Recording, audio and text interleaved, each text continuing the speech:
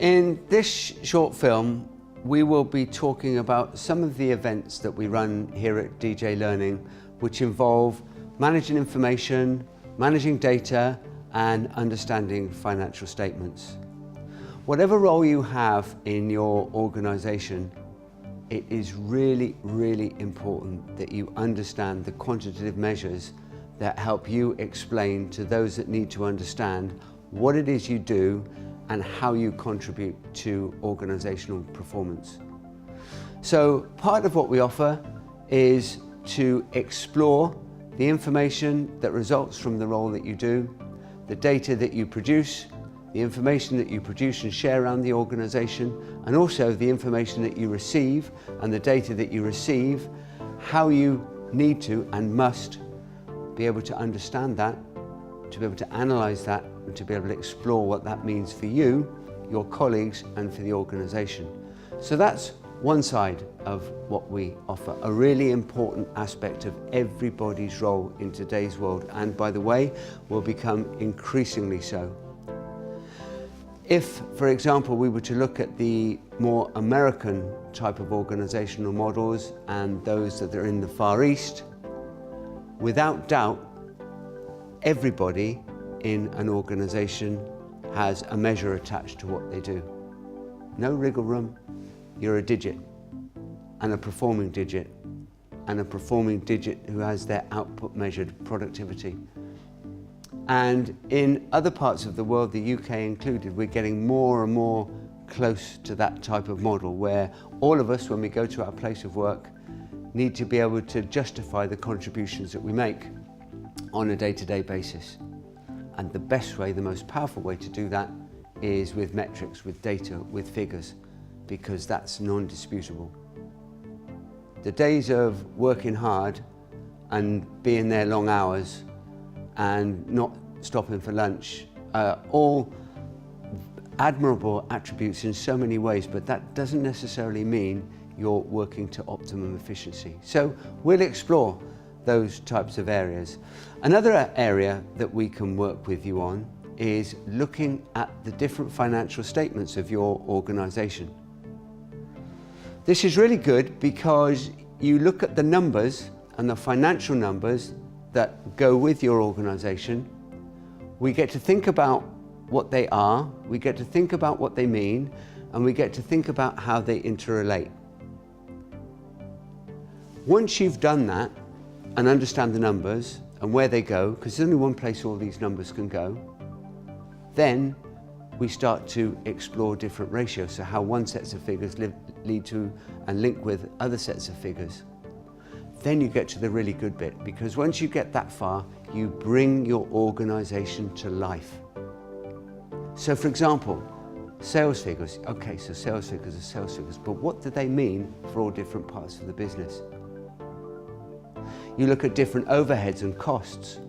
What happens if they go up? What happens if they go down? What are the implications on different parts of the business? What happens if a supplier takes too long to deliver what your organization needs? What happens if your organization takes too long to pay one of your suppliers? There are consequences of all the numbers that go with your organization. Some good, if they're looking good, and some not so good. We explore, for example, balance sheets. And a balance sheet is just a statement of the assets and liabilities of your business and the capital that is invested in your business at any one point in time, because any financial statement is a snapshot. It's today. It will change by tomorrow, if not before. So it's just a measure of different financial metrics at one point in time. So the balance sheet would be the first one. The second one would be the profit and loss account. And what the profit and loss account does is look at your end profit figure after all other expenses have been taken away. You need to be quite careful though, because just because a business is profitable doesn't mean it's going to survive for the longer term, for reasons that we'll explore at our events. Because in the end, when you're looking at a business balance sheet, when you're looking at a business profit and loss account, it's not that much different to running a household.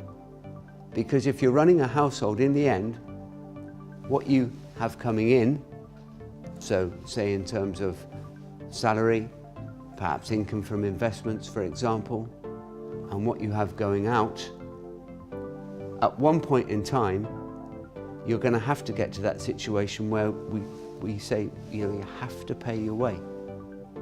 There is only so much that any household or any business can borrow or have credit terms for. And when they become full, that is where there is big challenges. So there are great symmetries between the financial management of a household and the financial management of a business. And we'll explore those similarities as well, and the differences, of course.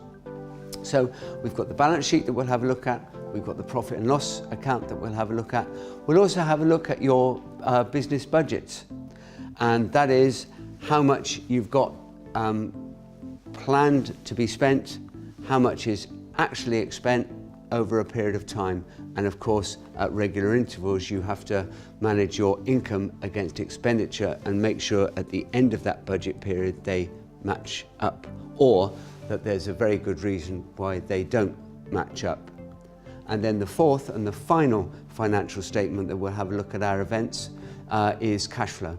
And cash flow is cash coming in and cash going out of a business. So we look at the four financial statements. We really get to understand them. We really get to understand what all your business metrics mean and what they might mean over a point of time, because all of these metrics are best looked at in a trend. Real world has shown me, and with the many clients that I've been lucky enough to work with, particularly in this sort of area, that awareness is not quite where it could be in terms of understanding these business metrics. And also, I've worked with many people who say, well, hang on a sec, if I look at a balance sheet, it's just not what I do. Or profit and loss account, it's figures, it's numbers, it's not what I'm about. Or management information, no, it's numbers, I don't want to go there. Well, there are two things really to say as we draw this film to a conclusion.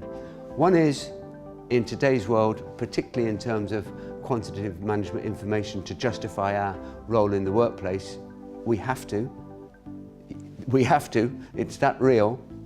And in terms of understanding the financial statements of your business, I can promise you that for everybody that comes on our events and everybody who's learning about these things, you will have what I call the crash to bang moment, or the light bulb comes on. How do I know that?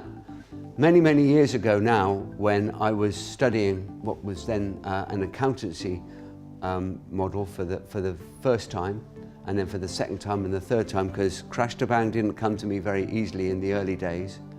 I can remember to this day, because we'd had face-to-face lecturers to do these financial statements, and it might as well have been written in Mandarin for all I understood. And then, just by fate, circumstance, one evening, new lecturer came in, and he was explaining balance sheets and profit and loss accounts and what have you, and just giving us a revision session. One of my areas of expertise is having a particularly vague look. And this teacher who I'd never met before, he gave me that look and he said, David, are you all right? And I said, yeah, can I just go through what you've done just to make sure that I've understood? And I just went, so if we put this figure there, that figure there, that figure there, that figure there, a little bit more than that, the balance sheet balances. And he just looked at me and he said, yeah, that's right. And that was my crash to bang moment. For many people that I've worked with since, the crash to bang moment didn't take them as long as it took me. But what is really true is that there's a crash to bang moment waiting for everybody in terms of understanding the management information that's important to you, and also if you're looking to understand the financial statements that make your business operate successfully.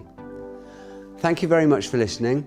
Please take a look at what we have to offer on our website, which is www.djlearning.co.uk, and we really look forward to working with you on these events. Thank you very much. you.